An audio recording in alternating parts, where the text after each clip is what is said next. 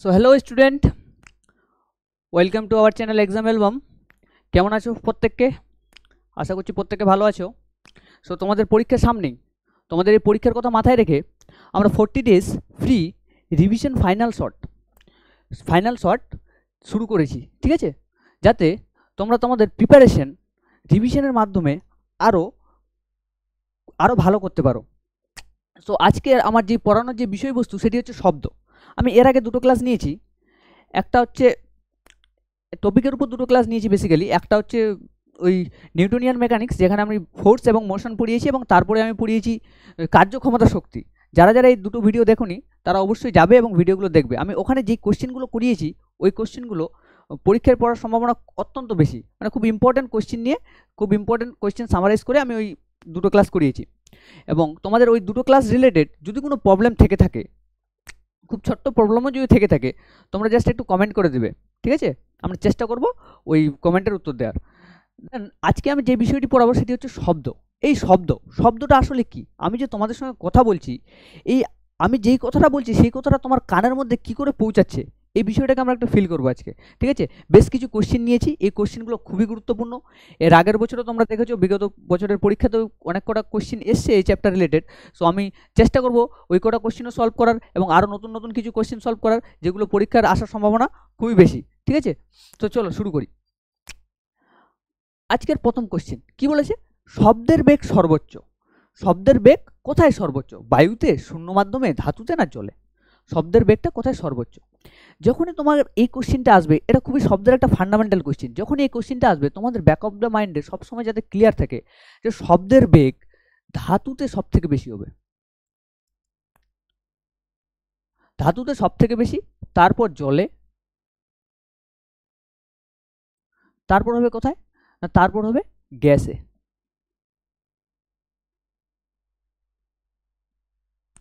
ঠিক আছে?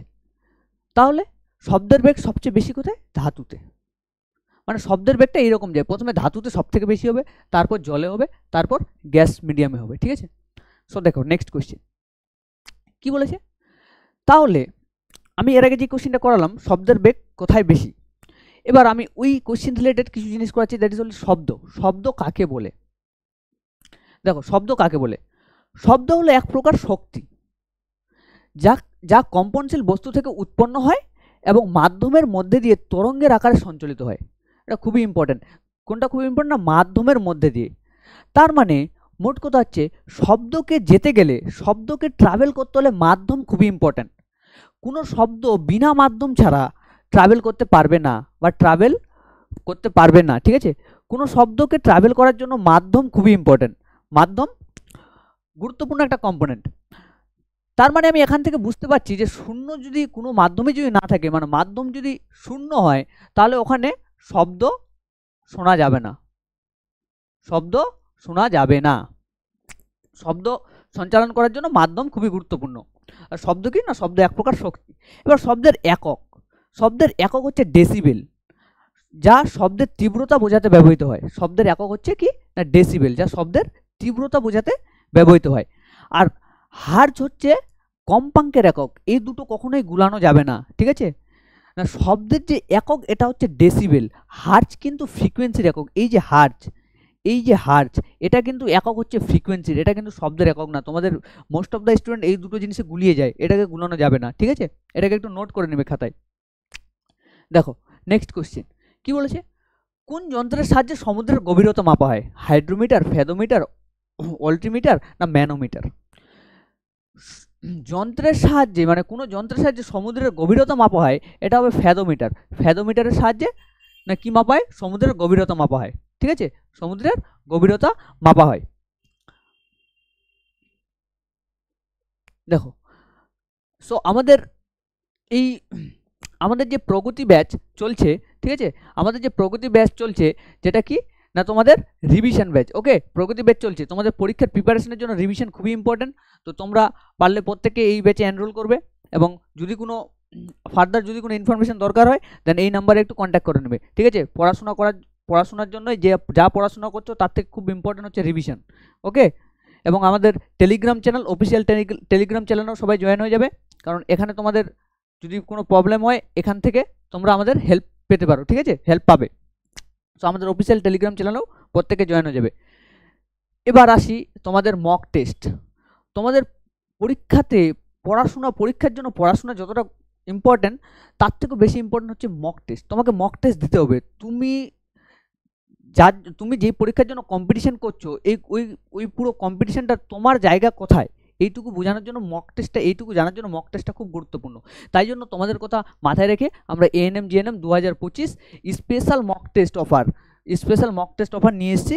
তো তোমরা পারলে এই মক টেস্টে সবাই জয়েন হয়ে যাবে, এখানে সবাই জয়েন হবে। ওকে, মক টেস্ট দেবে, যেটা মাত্র 149 টাকায়। 150টা মক টেস্ট তোমরা পাবে, 150টা। তো চলো নেক্সট কোয়েশ্চেন। শব্দের তীব্রতা নিরাপদ সীমা। শব্দের তীব্রতা নিরাপদ সীমা কত? মানে শব্দ তীব্রতা নিরাপদ সীমা কত, মানে এখানে কি বলেছে অপশানে? 60 to 65 decibel, 90 to 95 decibel, 95 to 100 decibel, না 100 থেকে অনেক বেশি? ঠিক আছে, এর সঠিক উত্তর হবে 60 to 65 ডেসিবেল। নিরাপদ সীমা বলতে বোঝাচ্ছে আমি কত পরিমাণ শব্দের তীব্রতা হলে, মানে কত পরিমাণ শব্দের তীব্রতা হলে আমি শুনতে পারবো। ওর থেকে যদি শব্দের তীব্রতা বেশি হয়ে যায়, আমার কান আর নিতে পারবে না, আমি আর শুনতে পাবো না। কিংবা একটা সার্টেন রেঞ্জ থাকে, তার থেকেও যদি কম হয়ে যায়, তারপরেও আমি আর শুনতে পাবো না। একটা ম্যাক্সিমাম হয়ে গেলেও শুনতে পাবো না, আর খুবই যদি মিনিমাম হয়ে যায় তারপরেও শুনতে পাবো না। সব থেকে যে নিরাপদ সীমার রেঞ্জ, সেটা হচ্ছে কত? 60 to 65 ডেসিবেল। সো দেখো নেক্সট কোয়েশ্চেন কি বলেছে। তরঙ্গ সৃষ্টিকারী কোনো কণার সাম্যাবস্থানের সাপেক্ষে যে সর্বোচ্চ স্মরণ হয়, তা হলো ওই তরঙ্গের কি? তা হলো ওই তরঙ্গের পর্যায়কাল, বিস্তার, তরঙ্গদৈর্ঘ্য, না তরঙ্গ বেগ? এর সঠিক উত্তর হবে বিস্তার। বিস্তারটা কি? না বিস্তার হচ্ছে, যদি ধরো তোমার এখানে তুমি একটা পেন্ডুলাম নিলে, এবার পেন্ডুলামের এখানটা একটা আর এখানটাতে একটা, ঠিক আছে, এই পেন্ডুলামটা দেখো, এটাও সাম্যাবস্থা, ইকুইলিব্রিয়াম পজিশন। এবার এখান থেকে এই যতদূর এখানে অবধি আসছে এবং যতদূর এইখান অবধি আসছে, এর যে পুরো ম্যাক্সিমাম যাত্রাটা, এই পুরো যাত্রাটাকে বলছে কি না বিস্তার। এর বিস্তার মানে বোঝা গেল কোনো কণার সাম্যাবস্থানের সাপেক্ষে সর্বোচ্চ যে দূরত্বটা অতিক্রম করবে, এদিকেও সর্বোচ্চ দূরত্ব, এদিকেও সর্বোচ্চ দূরত্ব, এটা হচ্ছে কি না বিস্তার। সো দেখো নেক্সট কোয়েশ্চেন কি বলেছে। একটি স্বরে যদি 256, 400, 512 ও 630 কম্পাঙ্কের 4টি সুর মিশ্রিত থাকে, তবে সমমেল কোনটা? এটা তোমাদের PYQ এর একটা কোয়েশ্চেন। এটা আই থিঙ্ক 2021 সালে শিফট 2 এর একটা কোয়েশ্চেন, ঠিক আছে। এটা PYQ, তোমাদের PYQ কিন্তু করতে হবে, ঠিক আছে। PYQ পরীক্ষার জন্য খুবই ইম্পর্টেন্ট। একদম PYQ-গুলোকে কী করবে, জল দিয়ে গুলে খেয়ে নেবে, খুবই ইম্পর্টেন্ট PYQ তোমাদের করতে হবে। সো দেখো এর অপশানগুলো দেখো, অপশানে কি বলেছে না 256 বিশিষ্ট কম্পাঙ্কের সুরটি, না 400 কম্পাঙ্কের সুরটি, না 512 কম্পাঙ্কের সুরটি, না 630 কম্পাঙ্কের সুরটি। এবার এই কোশ্চেনটা সলভ করার আগে আমাদের কিছু থিওরি জানতে হবে, তারপর আমি এই কোশ্চেনটাকে সলভ করব। এটা একটু জেনে নাও, ঠিক আছে না। কি মূল সুর কাকে বলে? প্রথমে আমরা জেনে নিই মূল সুর কাকে বলে। মূল সুর কোনো স্বরে উপস্থিত বিভিন্ন কম্পাঙ্কের সুরগুলির মধ্যে যেই সুরের কম্পাঙ্কটা সবচেয়ে কম। আমি যদি তোমার সঙ্গে কমিউনিকেট করার চেষ্টা করি বা কথা বলার চেষ্টা করি, আমার সমস্ত কথার ধরন বা সমস্ত ওয়ার্ডের কম্পাঙ্ক কি সেম? কখনো সেম হবে না, কোনোটার বেশি হবে, কোনোটার কম হবে। এবার এই সবগুলো কম্পাঙ্ককে আমি যদি মার্চ করি, যেই কম্পাঙ্কটা সব থেকে কম, যেই কম্পাঙ্কটা কি বলেছে না, যেই কম্পাঙ্কটা সবচাইতে কম, সেটা হচ্ছে মূল সুর। যেমন 60 হার্জ, 100 হার্জ আর 120 হার্জ, এই হার্জের মধ্যে সব থেকে কম কম্পাঙ্ক কোনটা না 60 হার্জ। তাহলে এটা হচ্ছে কি না মূল সুর, ঠিক আছে। উপসুর কোনটা? এবার এটা যদি তোমরা তাও বুঝতে যদি না পারো, আমি তোমাদের একটা এক্সাম্পল দিই। ধরো না শ্রেয়া ঘোষাল কোথাও একটা গান গাইছে, ঠিক আছে। এবার শ্রেয়া ঘোষাল যে গানটা গাইছে, গানের কলিগুলো দেখবে, প্রত্যেকটা কলিগুলো কি ওই কি সেম ফ্রিকোয়েন্সিতে গাইছে? কোনোটা বেশিতে গাইছে, কোনোটা কমে গাইছে।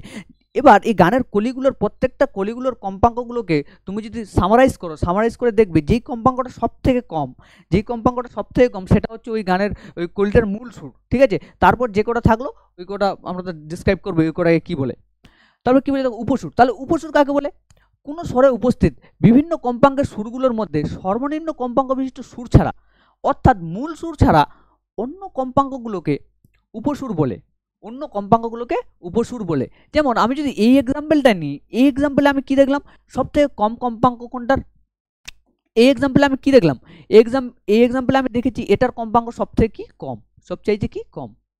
তাহলে এটা যদি আমি এক্সাম্পল নিই তাহলে এই যে সবচাইতে কম কম্পাঙ্কের সুর এটাকে বাদ দিয়ে আমার বাকি যে দুটো পড়ে থাকছে, বাকি আমার যে দুটো পড়ে থাকছে ওই দুটো কি বলে উপসুর।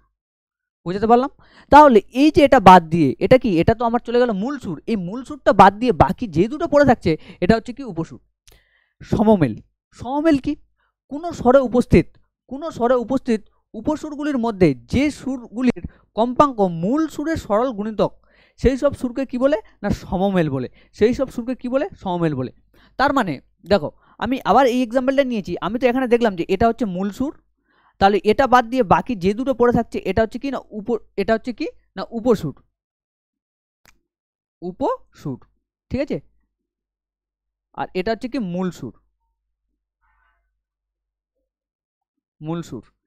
এবার এবার দেখো তাহলে সমমেল কোনটা, এই যে মূল সুরটা যে থাকছে 60 হার্জ, এই যে মূল সুরটা থাকলো 60 হার্জ, এর যেগুলো সরল গুণিতক হবে, সেটা হবে কি তার সমমেল। এর সরল গুণিতকটা কি, এর এই 60 হার্জ ইন্টু 2 যদি করো সরল গুণিতক মানে 2 যদি তুমি মাল্টিপ্লাই করো 60 দুগুণে 120, এটা হচ্ছে কি, তাহলে এটা হচ্ছে ওর সমমেল, এটা হচ্ছে কি না সমমেল সরল গুণিতকে যেটা থাকবে। এবার অষ্টক, অষ্টক কি, কোনো স্বরে উপস্থিত সুরগুলোর মধ্যে কোনো একটি সুরের কম্পাঙ্ক অন্য সুরের কম্পাঙ্কের দ্বিগুণ হলে প্রথম সুরটিকে দ্বিতীয় সুরের অষ্টক বলে। যেমন 60 হার্জের অষ্টক হচ্ছে 120 হার্জ। তার মানে আমি যেই এক্সাম্পলটা এখানে নিয়েছি যে 60 হার্জ, তারপর কি 100 হার্জ, তারপর কি 120 হার্জ, 120 হার্জ। তাহলে এখানে দেখো তো এটা কি, এটা মূল সুর, এটা কি এটা মূল সুর, এ দুটো কি, এ দুটো হচ্ছে ওর উপসুর। এবার এই যে 60 হার্জ এর যেটা সরল গুণিতক, দ্যাট মিনস 120, তাহলে 120টা কি হচ্ছে, এটা হচ্ছে এর সমমেল।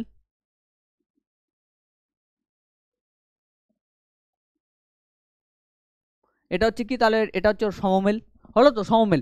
এবার অষ্টকটা কি, এই যে 100 আমি যে সুরটা নিয়েছিলাম, ধরো না আমি 100 হার্জ কম্পাঙ্ক বিশিষ্ট একটা সুর নিয়েছি, এর অষ্টক কি হবে, এর যদি দ্বিগুণ হয় 100 হার্জের দ্বিগুণ কত 200 হার্জ, তাহলে এটা হবে কি এর অষ্টক, 100 হার্জের অষ্টক কি তাহলে 200 হার্জ।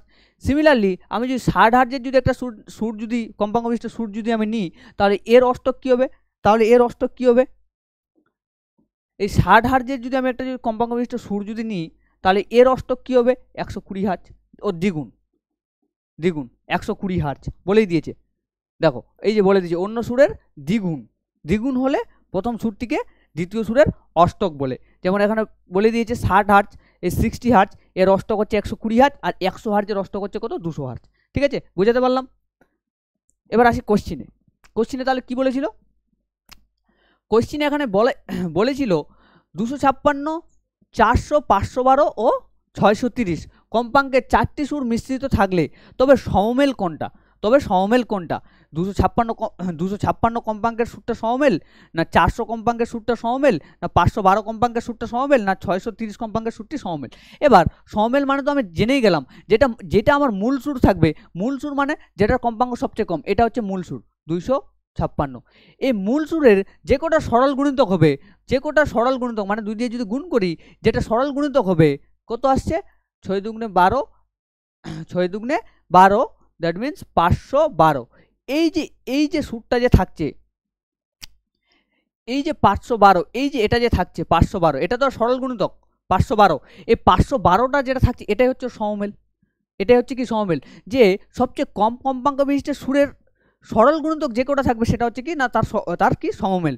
তাহলে সঠিক উত্তর কি হচ্ছে 512 কম্পাঙ্কের সুর। ঠিক আছে, দেখো নেক্সট কোশ্চেন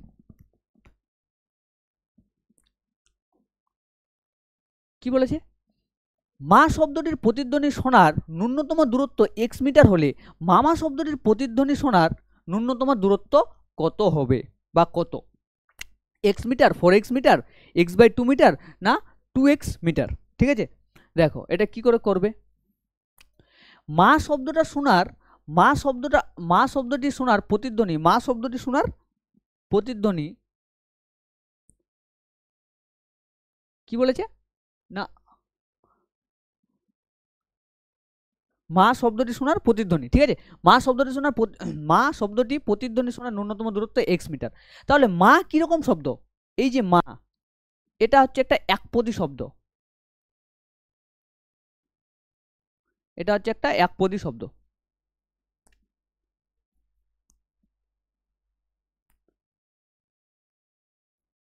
এটা হচ্ছে একটা একপদী শব্দ মা। মা যদি একপদী শব্দ হয়, এবার এর যদি শোনার ন্যূনতম দূরত্ব যদি আমার এক্স মিটার হয়, তাহলে মামা, এই যে মামা, এটা কিরকম শব্দ দেখো তো? এটা এটা ডেফিনেটলি দ্বিপদী শব্দ। তাহলে একপদী শোনার জন্য যদি আমাকে এক্স মিটার দূরত্ব লাগে, তাই না? তাহলে দ্বিপদী শোনার জন্য কত দূরত্ব লাগবে? তাহলে দ্বিপদী শোনার জন্য কত দূরত্ব লাগবে? এক্স প্লাস এক্স মিটার, তার মানে 2x মিটার। তার মানে কি না, তার মানে 2x মিটার, ঠিক আছে, 2x মিটার, সঠিক উত্তর 2x মিটার। বুঝাতে পারলাম? দেখো নেক্সট কোশ্চেনে কি বলেছে, হার্জ যে রাশিটির একক সেটি হলো হার্জ। আমি বারবার দেখিয়েছি, প্রথম স্লাইডে দেখালাম যেখানে শব্দ কাকে বলে, সেখানটাতে আমি বোঝানোর চেষ্টা করছি। হার্জ হচ্ছে কিন্তু কিসের একক না, কম্পাঙ্কের একক। এই পর্যায়কালের একক কি? পর্যায়কালের একক হবে টাইম বা সময়। বিস্তার মানে কি? সাম্যাবস্থান থেকে যত দূরে যাচ্ছে, সাম্যাবস্থান থেকে এ তো যত দূরে যাচ্ছে এবং এদিকেও যত দূরে যাচ্ছে, ঠিক আছে, এটা কিসে হবে না, মিটারে হবে। লেন্থ স্কেলে ঘটছে, তো এটা কিসে হবে না, মিটার হবে। তাহলে বিস্তারের একক কি? মিটার। আর তরঙ্গবেগ মানে কি? ভ্যালোসিটি। আলটিমেট কিসে বোঝাচ্ছে না, তরঙ্গের যে বেগ, আলটিমেট ভ্যালোসিটি বোঝাচ্ছে, এটা ডেফিনেটলি মিটার পার সেকেন্ডে হবে। তাহলে কম্পাঙ্কের যে একক, এটা কিন্তু হার্জ কিসের একক না, কম্পাঙ্কের একক। কম্পাঙ্কের একক। এবার শব্দের যে তীব্রতা তার একক কিন্তু ডেসিবেল। এই ডেসিবেল আর হার্জের মধ্যে কিন্তু কখনোই গুলানো যাবে না, ঠিক আছে। দেখো নেক্সট কোশ্চেন কি বলেছে, নেক্সট কোশ্চেনে, একটি শব্দ তরঙ্গের কম্পাঙ্ক n = 10 হার্জ এবং এর তরঙ্গ দৈর্ঘ্য ল্যামডা = 8 মিটার। শব্দের তরঙ্গ 2 সেকেন্ডে কত দূরত্ব অতিক্রম করবে? 160 মিটার, 200 মিটার, 300 মিটার না 400 মিটার? দেখো এই পুরো শব্দ চ্যাপ্টারের একটাই ফর্মুলা, এই ফর্মুলাটা সবাই নোট করবে, ঠিক আছে। একটাই ফর্মুলা, দ্যাট ইজ কি, শব্দ তরঙ্গের বেগ v = n, শব্দের কম্পাঙ্ক n ইন্টু ল্যামডা। তাহলে কি, ল্যামডা হচ্ছে কি তরঙ্গ দৈর্ঘ্য। আমি এখানে লিখে দিচ্ছি, ভি হচ্ছে কি শব্দ তরঙ্গের বেগ, শব্দ তরঙ্গের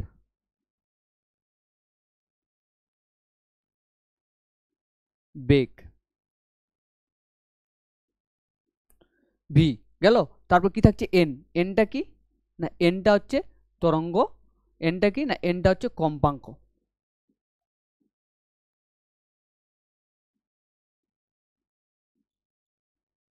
এনটা কি, এনটা হচ্ছে কম্পাঙ্ক।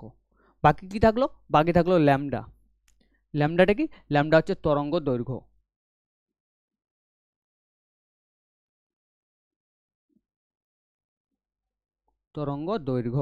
ঠিক আছে, এটা একটাই ফর্মুলা, এই ফর্মুলাটা মাথায় রাখবে, ঠিক আছে।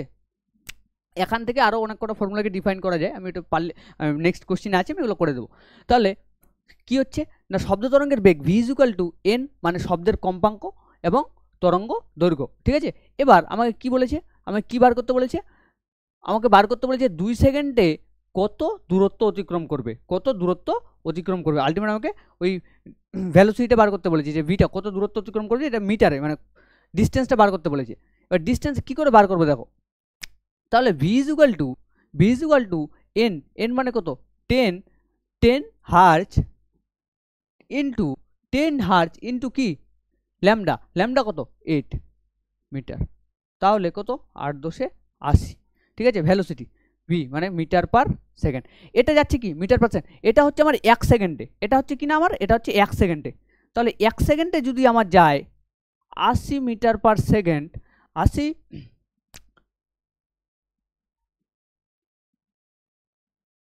তাহলে 1 সেকেন্ডে আমার যাচ্ছে কত, 80 মিটার, ঠিক আছে, মিটার পার সেকেন্ড 80 মিটার, 1 সেকেন্ডে যাচ্ছে কত আমার, 80 মিটার, ওকে।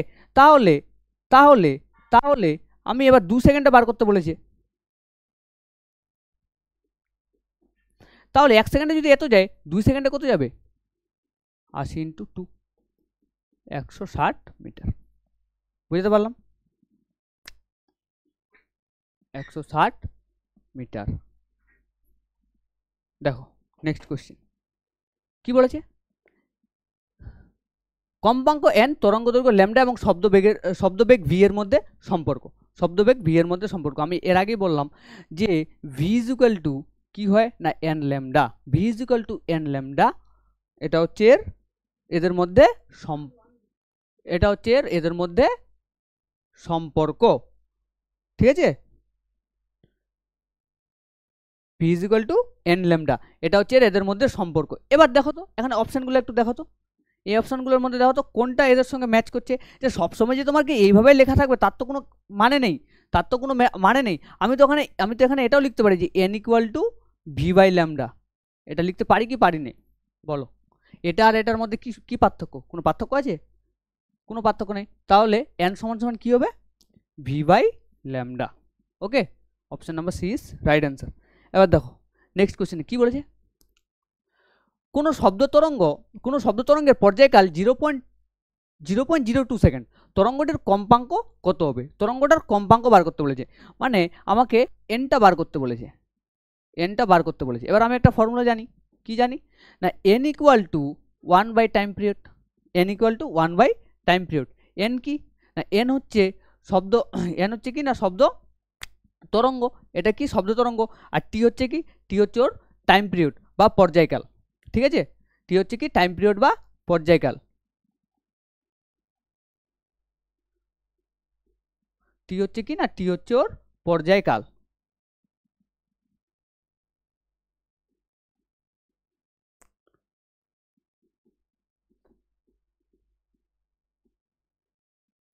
n হচ্ছে কি না n হচ্ছে ওর কম্পাঙ্ক।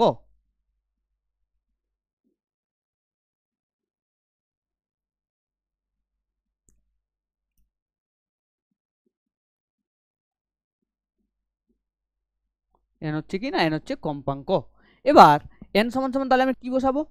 তাহলে আমি n সমান সমান কি বসাবো এখানে, যে n equal to 1 by T.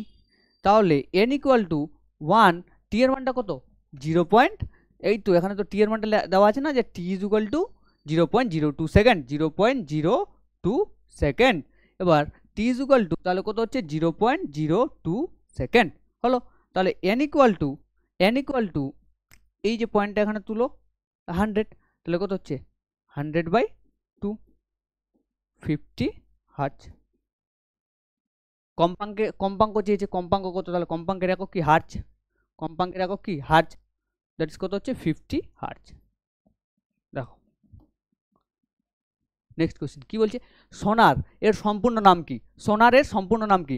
এটা ইম্পর্টেন্ট কোশ্চেন, হ্যাঁ, যে সোনারের সম্পূর্ণ নামটা কি?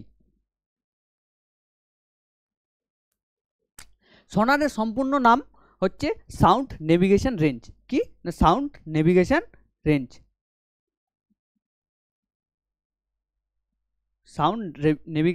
রেঞ্জ, ঠিক আছে?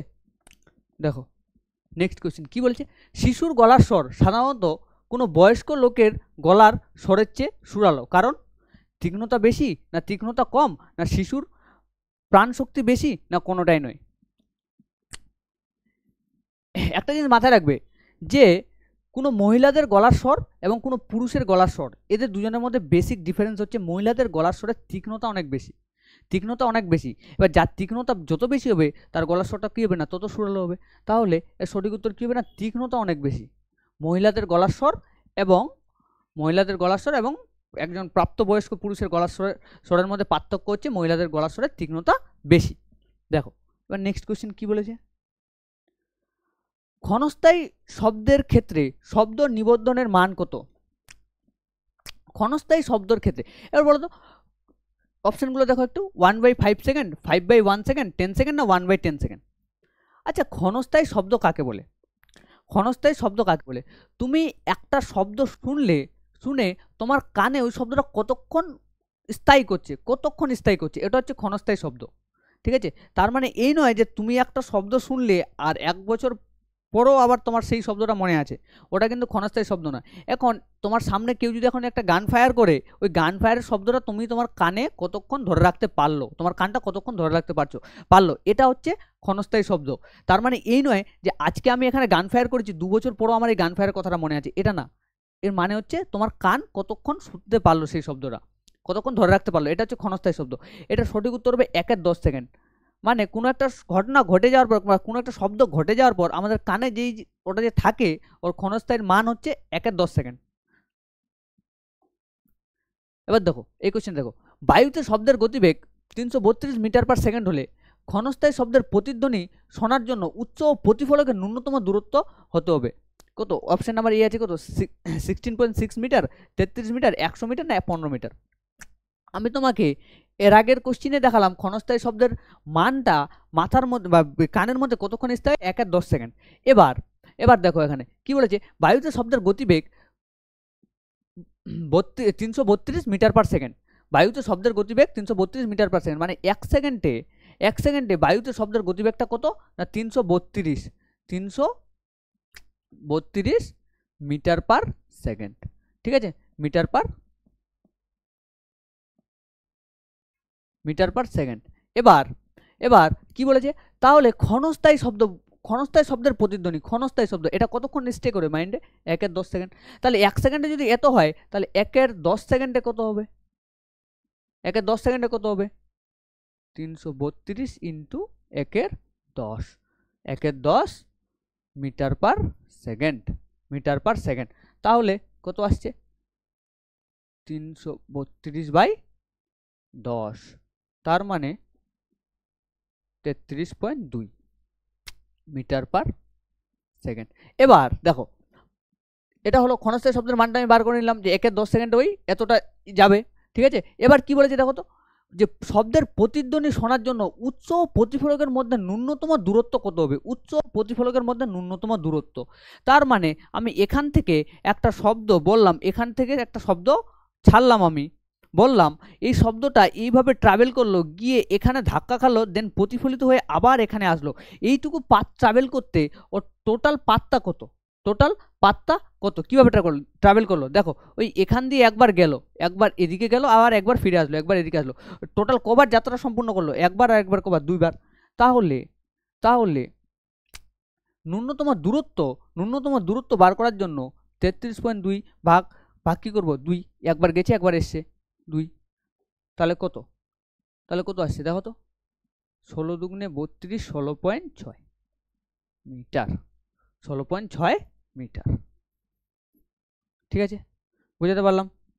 দেখো নেক্সট কোশ্চেন কি বলেছে, শ্রুতিগোচর শব্দের কম্পাঙ্কের সীমা, শ্রুতিগোচর শব্দের কম্পাঙ্কের সীমা, এই শ্রুতিগোচর শব্দের কম্পাঙ্কের সীমা। আচ্ছা, শ্রুতিগোচর শব্দ কম্পাঙ্কের সীমা দেখো, অপশন নাম্বার এ 20 থেকে 20,000 হার্জ, না 10,000 থেকে 20,000 হার্জ, 10,000 থেকে 20,000 হার্জ, না 5,000 থেকে 10,000 হার্জ, না 10,000 থেকে 10 হার্জ থেকে 10,000 হার্জ। ঠিক আছে, কি বলেছে, শ্রুতিগোচর শব্দের কম্পাঙ্কের সীমা, এটাকে কি করে বার করবে, শ্রুতিগোচর শব্দ মানে কি, শ্রুতিগোচর শব্দ মানে হচ্ছে যেই শব্দটা আমরা না কি পারি, শুনতে পারি, যেই শব্দটা আমরা শুনতে পারি, একটা সার্টেন রেঞ্জ অবধি তো আমরা শব্দ শুনতে পারি, ওর থেকে বেশি হলে কি আমাদের কানে কি শব্দটা আসবে, কখনোই আসবে না, বা ওর থেকে যদি কমও হয়ে যায় তখনও তো আসবে না। তাহলে শ্রুতিগোচর শব্দের কম্পাঙ্কের সীমাটা হচ্ছে 20 হার্জ থেকে 20,000 হার্জ। ঠিক আছে, 20,000 থেকে 20,000 হার্জ। কি বলেছে দেখো, শব্দ কোন মাধ্যম দিয়ে যেতে পারে না, অপশন নাম্বার এ জল, অপশন নাম্বার বি লোহা, অপশন নাম্বার সি বায়ু, না অপশন নাম্বার ডি শূন্য স্থান। এটা সঠিক উত্তর হবে শূন্য স্থান। কেন যেতে পারে না এটা জানতে হবে, কেন যেতে পারে না। আমি এর আগের ইয়েতে তোমাকে আমি বুঝালাম যে শব্দ ট্রাভেল করার জন্য মাধ্যম খুবই ইম্পর্টেন্ট, মাধ্যম খুবই ইম্পর্টেন্ট। তুমি দেখো তো এই জিনিসটা তোমাদের একটু আমি বুঝাই।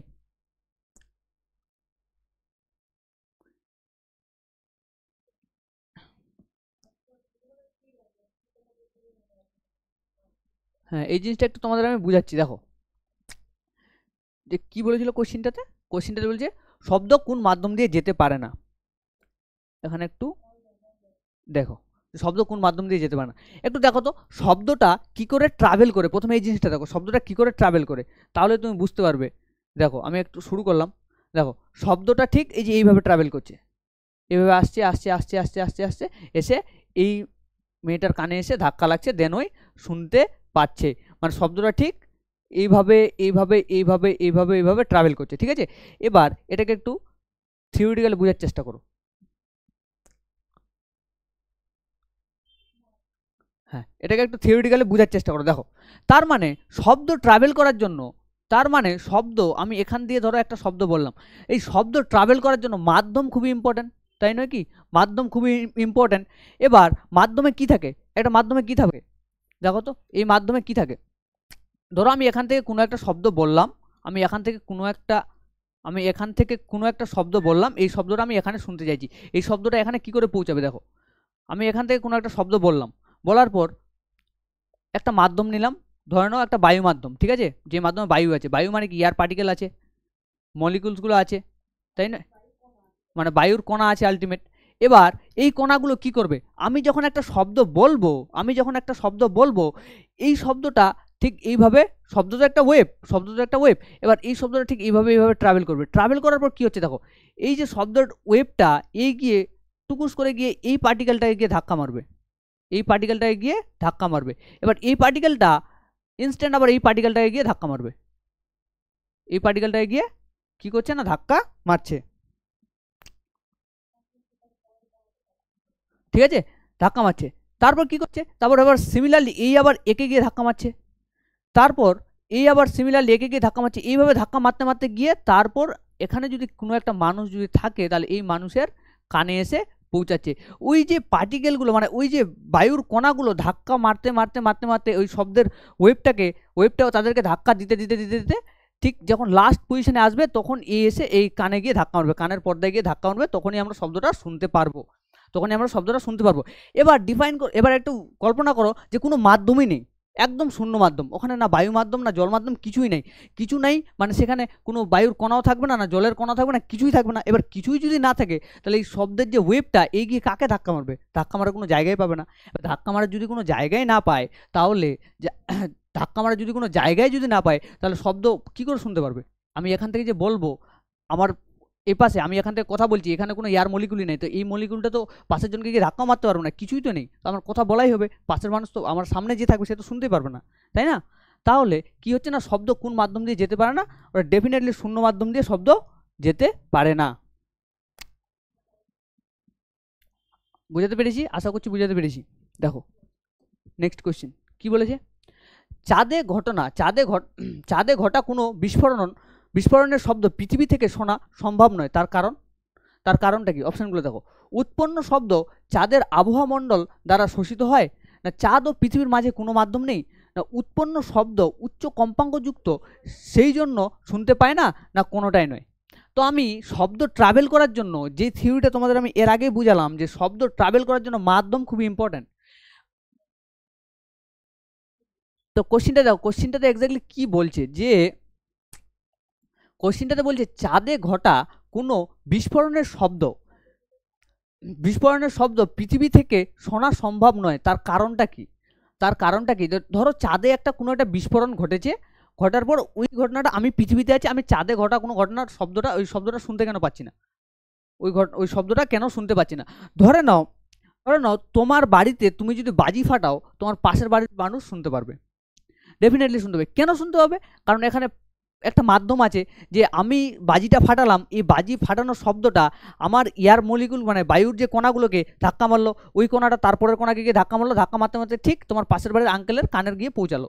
এবার সিমিলারলি এবার চাঁদে কোনো একটা ঘটনা ঘটছে, চাঁদে তো কোনো মাধ্যম নেই, কোনো মাধ্যম আছে কি, চাঁদে তো কোনো মাধ্যম নেই। এবার ওখানে কোনো মাধ্যমে যেহেতু নেই তাহলে তো ওখানে কোনো ধাক্কা খাওয়ার কোনো কথাই আসছে না, কোনো পার্টিকেল তো কারোর সঙ্গে ধাক্কাও খাবে না। এবার ধাক্কা যদি না খায় তাহলে সেই ঘটনাটা আবার আমি শুনবো কী করে, আমার শোনার কোনো গল্পই নেই, শুনতে পাবো না। তার মানে সঠিক উত্তর কী হবে না, চাঁদ ও পৃথিবীর মাঝে কোনো মাধ্যম নেই। যদি মাধ্যম না থাকে, এটা কথা মাথায় রাখবে সবসময়, যদি মাধ্যম না থাকে তাহলে শব্দ কোনোদিন ট্রাভেল করতে পারবে না। কিন্তু এক্ষেত্রে লাইটটা আবার একটু ডিফারেন্ট, লাইট কিন্তু শূন্য মাধ্যমে ট্রাভেল করে, শব্দ কখনোই শূন্য মাধ্যমে ট্রাভেল করতে পারে না। এটাই হচ্ছে এই চ্যাপ্টারের একটা বেসিক ফান্ডামেন্টাল জিনিস, যে শব্দ শূন্য মাধ্যমে ট্রাভেল করতে পারে না। দেখো নেক্সট কোশ্চেন কি বলেছে, স্বরের মধ্যে সবচেয়ে কম কম্পাঙ্ক বিশিষ্ট সুরকে কি বলে? স্বরের মধ্যে সবচেয়ে কম কম্পাঙ্ক বিশিষ্ট সুরকে কি বলে? মূল সুর, উপসুর, সমমেল, না কোনোটাই নয়? তাহলে আমি তোমাদের থিওরিতে পড়ালাম এর আগে যে মূল সুর কাকে বলে না, একটা শব্দ মানে একটা অনেক কটা কম্পাঙ্ক বিশিষ্ট শব্দ, মানে শব্দের অনেক কটা কম্পাঙ্ক আছে, থাকার ফলে যার কম্পাঙ্কটা সবচেয়ে কম, যার কম্পাঙ্কটা সবচেয়ে ছোট, সেটা হচ্ছে মূল সুর। এবং মূল সুরকে বাদ দিয়ে যে কটা কম্পাঙ্ক পড়ে থাকলো, রিমেনিং যে কটা পড়ে থাকছে সে কটা হচ্ছে উপসুর। আর সমমেল কোনটা? এই মূল সুরের যে কটা সরল গুণিতক হবে সে কটা হচ্ছে সমমেল। তাহলে এর কি বলেছে না, কম কম্পাঙ্ক, সবচেয়ে কম কম্পাঙ্কের সুরকে কি বলে? মূল সুরই তো বলে। সঠিক উত্তর কি হচ্ছে এর? মূল সুর, অপশন এ।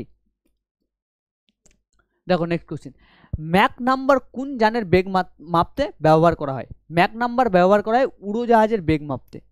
তার মানে কোশ্চেন থেকে বুঝতে পারছো ম্যাক নাম্বার যেই জন্য ব্যবহার করা হয় সেটা হচ্ছে কোনো একটা যানবাহনের বেগ মাপতে।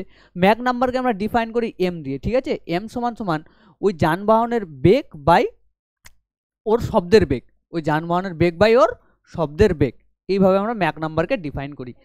এটা আর এটা হচ্ছে কি না, এটা হচ্ছে একটা ইউনিট, ম্যাক নাম্বার হচ্ছে একটা ইউনিট, যে যার সাহায্যে আমরা ডিফাইন করি। ম্যাক নাম্বার সাহায্যে কি না উড়োজাহাজের আমরা বেগ মাপি, যানের বেগ মাপি, ঠিক আছে? তো এটা এটা ডেফিনেটলি একটা ইউনিট।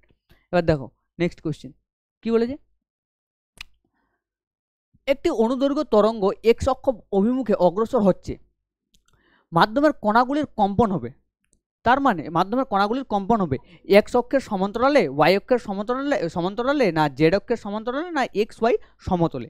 তার মানে এখানে আমাকে বলতে চাইছে একটি অনুদৈর্ঘ্য তরঙ্গ জেড অক্ষের অভিমুখে অগ্রসর হচ্ছে, তাহলে ওর কণাগুলোর কম্পনটা কোন দিকে হবে? ওর কণাগুলোর কম্পনটা কোন দিকে হবে? ধরে নাও আমি এটাকে জেড এক্সিস ধরে নিলাম, এটাকে আমি জেড এক্সিস ধরে নিলাম। আমি এর আগে তোমাদেরকে যখন আমি এটা দেখালাম, এই জিনিসটা যখন আমি তোমাদেরকে দেখালাম তখন তুমি দেখতে পারলে হয়তো যে দেখো এটাকে যদি আমি জেড এক্সিস ধরি, এই বরাবরটা আমি জেড এক্সিস ধরছি, জেড এক্সিসে মানে জেড অক্ষ বরাবর কি হচ্ছে না, ওয়েভটা সাউন্ডের ওয়েভটা আসছে, জেড অক্ষ বরাবর আসছে, এসে এর কানে গিয়ে ধাক্কা মারছে। এটাকে আমি জেড অক্ষ ধরে নিলাম, ঠিক আছে? এবার তুমি এখানে লক্ষ্য করো তো এই জিনিস, এই জিনিসটাকে একটু ফিল করো। দেখো তাহলে আমি এই যে অক্ষটা এটাকে আমি ধরলাম জেড অক্ষ, জেড অক্ষ। এবার এটাকে ওয়েভটাকে এইভাবে কল্পনা না করে একটা পার্টিকেল কল্পনা করো, এই যে এগুলো যাচ্ছে এগুলোতে পার্টিকেল আছে, ধরো এগুলোতে এইভাবে পার্টিকেল আছে, পার্টিকেল বা এগুলোতে কি বায়ুর কণা, বায়ুর কণা, বায়ুর কণা আছে, এগুলো বায়ুর কণা, ঠিক আছে? এটাকে এইভাবে ডিফাইন করো। এবার শব্দের শব্দের বেসিক ফান্ডামেন্টালি তো এটা, যে ওই মাধ্যমের মধ্যে দিয়ে প্রবাহিত হবে, মানে মাধ্যমের মধ্যে দিয়ে যাবে, আর এই পার্টিকেল টু এই পার্টিকেল ধাক্কা দিবে, এই শব্দটার এই ওয়েভটা আসবে, এসে এই পার্টিকেলটাকে ধাক্কা দিবে, এই আবার একে ধাক্কা দিবে, দেন এই আবার একে ধাক্কা দিবে, এই আবার একে, এই আবার একে, তারপর এর কানে গিয়ে পৌঁছাবে। আমি যেই শব্দটা বলবো সেই শব্দটাই তখন শুনতে পারবে। পার্টিকেল টু পার্টিকেল ট্রাভেল হবে, মানে বায়ুর কণা থেকে বায়ুর কণা, এই বায়ুর কণা থেকে ওই বায়ুর কণা, ওই বায়ুর কণা থেকে ওই বায়ুর কণা, মানে ডেফিনেট, মানে আমি তোমাদের বুঝাতে চাইছি, ধরো তোমরা একটা পেয়ার লাইনে দাঁড়িয়ে আছো, ওই স্কুলে যেভাবে দাঁড়িয়ে থাকে না, দাঁড়িয়ে আছো, এবার আমি পিছনের ছেলেটাকে যদি ধাক্কা মারি, পিছনের ছেলেটাকে যদি সবার যে পিছনে আছে ওকে যদি আমি ধাক্কা মারি, তো ওই তো ওর সামনেরটাকে ধাক্কা মারবে, ওই তো এবার ওর সামনেরটাকে ধাক্কা মারবে, ঠিক এইভাবে ওয়েভটা মানে এইভাবে সাউন্ড ওয়েভটা যায়, ঠিক আছে? এবার কি হচ্ছে দেখো, যদি সাউন্ড ওয়েভটা এই অ্যাক্সিস বরাবর যায়, মানে এই অক্ষ বরাবর যদি সাউন্ড ওয়েভটা যায়, তাহলে কণার এই বায়ুর যে কণাগুলো আছে এগুলো তো ডেফিনেটলি এই অক্ষ বরাবরই যাবে, তবেই তো এ শুনতে পাবে, তবেই তো এ শুনতে পাবে। যদি যদি পার্টিকেলটা এই ওয়েভটা ধরো এই অক্ষ বরাবর যাচ্ছে, আর পার্টিকেলগুলো মানে বায়ুর কণাগুলো ধরো এদিকে এদিকে সেদিকে এদিকে দৌড়ে বেড়াচ্ছে, তাহলে কি আমি কি এখানটা কি শুনতে পারবো? আমি এখানে কি শুনতে পাবো? আমি যে সাউন্ড ওয়েভটা এখান দিয়ে পাঠালাম এটা কি এখানে শুনতে পাবো? কখনোই শুনতে পাবো না। তাহলে ডেফিনেটলি আমাকে এগুলাতে দাঁড়াতে হবে, তবে আমি শুনতে পাবো, তবে আমি শুনতে পাবো। তার মানে মোট কথা হচ্ছে,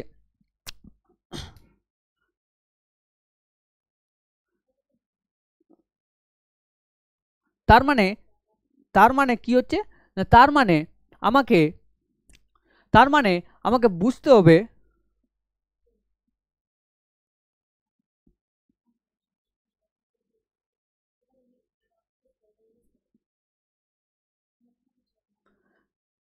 তার মানে দেখো এবার কোশ্চিন একটু বুঝো, তাহলে এটা বুঝতে পারবে।